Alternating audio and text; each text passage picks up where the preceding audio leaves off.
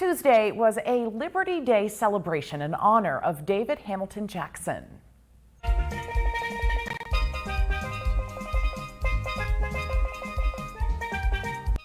Music from the steel pan was just one of the highlights of the Liberty Day celebration Tuesday afternoon at Grove Place Park on St. Croix. Leaders and community members gathered for the event.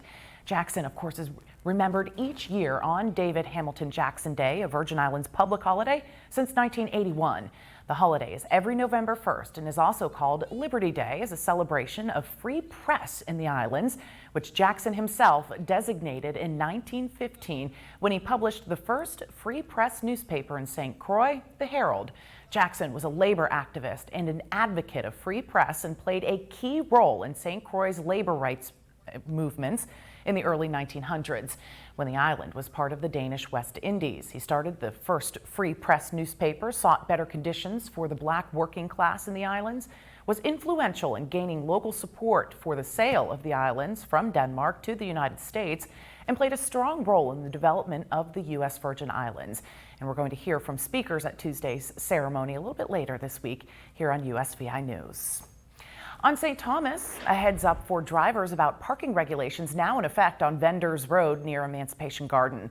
Effective now, the VI Department of Public Works is asking the community to please refrain from parking on Vendors Road until further notice. This, as work on the Vendors Plaza project continues, the space is needed to temporarily house the new vendor kiosks until they're installed. You can see the area right in the middle of your screen there, the orange area, no parking in that area. Motorists will not be allowed to park or traverse through the roadway during construction, and the project is scheduled to be completed by this December. We want to send a big congratulations today to the newest members of the Virgin Islands Fire Service. 21 new members joined the fire service after a graduation ceremony this week. These members of the VI Fire Academy graduating class of 2021-22 now join the ranks of the VI Fire and Emergency Medical Services. These brave men and women completed rigorous training to successfully make it through the Fire Academy, and now the chapter of firefighting begins. Congratulations and best of luck to all of you in your new careers. Despite the rain, the Virgin Islands Police Department's Trunk or Treat event drew hundreds of people. Families turned out in droves to VIPD's first annual Trunk or Treat event. It took place Sunday at the Havensight Mall on St. Thomas and the Kmart West parking lot on St. Croix. Children and adults were dressed up in costumes, and police say they lined up to take part in the event. Law enforcement, along with other first responders and agencies, handed out candies and treats. The VI Fire Service grilled the hot dogs and the hamburgers for everybody who showed up too. Leaders at VIPD say this type of positive event, this proactive policing, community police effort, is crucial to bring the police and the community together in a positive way and also offer kids and families a safe way to celebrate Halloween. This is an event that can build trust in the community and in turn help fight crime. And this was a free event made possible by many area sponsors. The Powerball jackpot has climbed to $1.2 billion. It comes after no one matched the winning numbers in Monday night's drawing. The next Powerball drawing is Wednesday night. If someone is lucky enough to get the winning numbers, it'll be the second biggest jackpot in Powerball history and the fourth biggest in U.S. lottery history. So if you play, good luck to you. The U.S. Supreme Court heard oral arguments in two cases this week challenging affirmative action in college admissions. The High Court's now conservative majority could end the use of race as a factor when considering students at public and private universities. Naomi Ruckham reports. I've heard the word diversity quite a few times, and I don't have a clue what it means. Affirmative action is on the line at colleges and universities across the nation. Monday, Supreme Court justices heard arguments in two pivotal cases from Harvard and the University of North Carolina. Both schools consider race among other factors when admitting students. When does it end? When is your sunset? When will you know? The attorney arguing against UNC's policy said while culture could theoretically be considered in admissions, race should not. Liberal Justice Elena Kagan responded. The race is part of the culture, and the culture is part of the race, isn't it? I mean, that's slicing the bologna awfully thin. Later, conservative Justice Samuel Alito had this exchange with the attorney defending the UNC policy. about when an applicant can identify as part of a minority group. Let's say the student has one grandparent who falls within that class. Can the student claim to be a member of an underrepresented minority? Yes, we rely on self-reporting. One great-great-grandparent. I You're think going to make me continue to go on. Right. In the last 20 years, the Supreme Court has upheld affirmative action twice, most recently in 2016.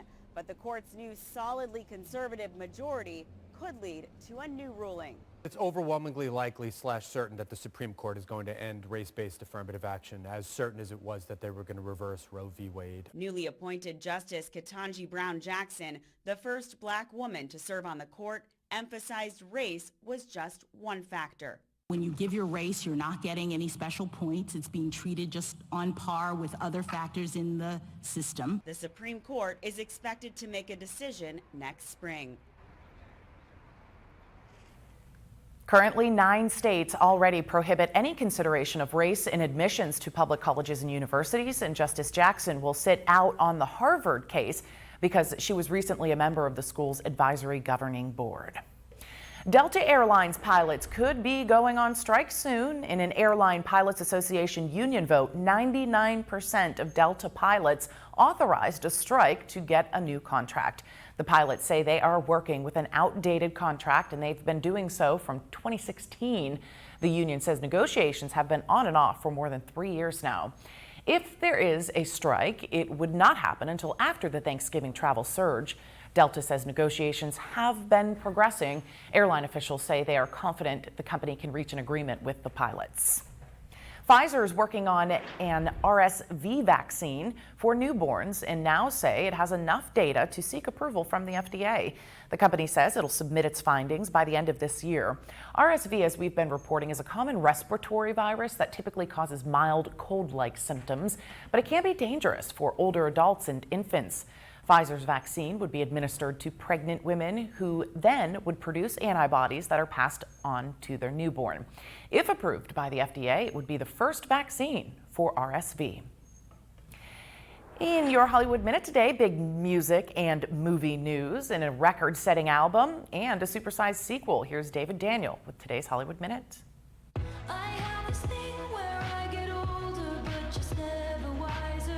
Taylor Swift's new album Midnights is red hot. Billboard reports Midnights had the best first week of any album in nearly 7 years. It's already the year's top album in overall sales and vinyl sales, and it's tied Swift with Barbra Streisand for the most #1 albums by a female artist, 11. I know one thing.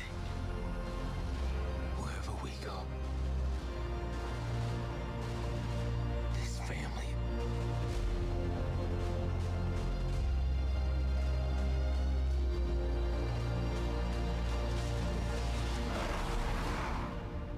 is our fortress.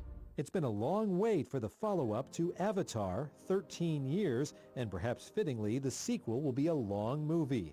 Though there's no official runtime yet, according to multiple reports, Avatar: The Way of Water will run more than 3 hours. The original, which ran 2 hours and 41 minutes, is the top-grossing movie of all time worldwide, with $2.9 billion. We'll see whether longer means even more money when Avatar: The Way of Water opens in theaters December 16th. In Hollywood, I'm David Daniel. Over 3 hours, that is a long flick indeed.